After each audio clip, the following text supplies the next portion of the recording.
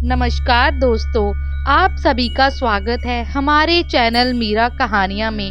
दोस्तों, तो आज हम सुनेंगे रवि प्रदोष व्रत कथा।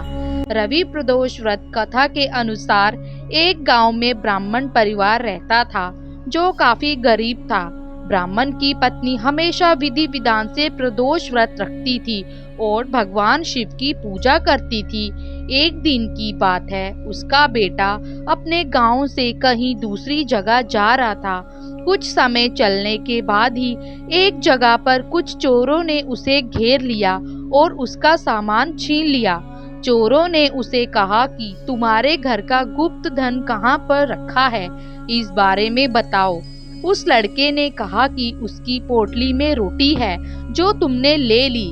इस रोटी के अलावा उसके पास कुछ नहीं है। उसका परिवार काफी गरीब है और कोई गुप्त धन नहीं है। लड़के से पूछताछ करने के बाद चोरों ने उसे छोड़ दिया और वहां से चले गए।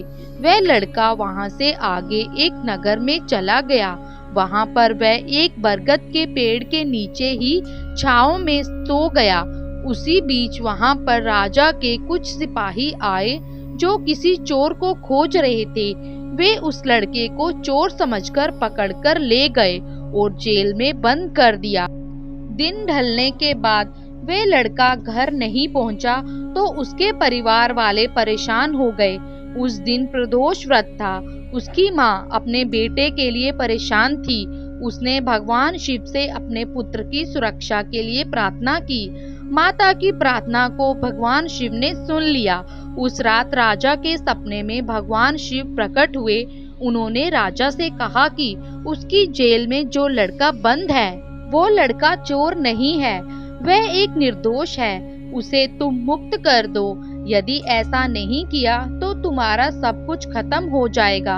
अगले दिन राजा ने उस लड़के को जेल से आजाद करने का आदेश दिया। उस लड़के को राजा के सामने लाया गया तो उसने सारी बात बताई। उस दरबार में लड़के के माता पिता भी आए थे। राजा ने उनको उनका बेटा सौंप दिया और 5 गांव जीवन यापन के लिए दान कर दिया। भगवान भोलेनाथ के आशीर्वाद से ब्राह्मण परिवार सुख से रहने लगा। दोस्तों, तो ये थी रवि प्रदोष व्रत की कथा। दोस्तों, इस बार भाद्रपद माह का अंतिम प्रदोष व्रत 15 सितंबर रविवार के दिन है। ये रवि प्रदोष व्रत है सितंबर महीने का पहला प्रदोष व्रत। हर माह में 2 प्रदोष व्रत आते हैं, एक शुक्ल पक्ष और दूसरा कृष्ण पक्ष में। रवि प्रदोष व्रत के दिन सुकर्मा योग और धनिष्ठा नक्षत्र है। रवि प्रदोष व्रत की पूजा का मुहूर्त शाम को 6:26 से है।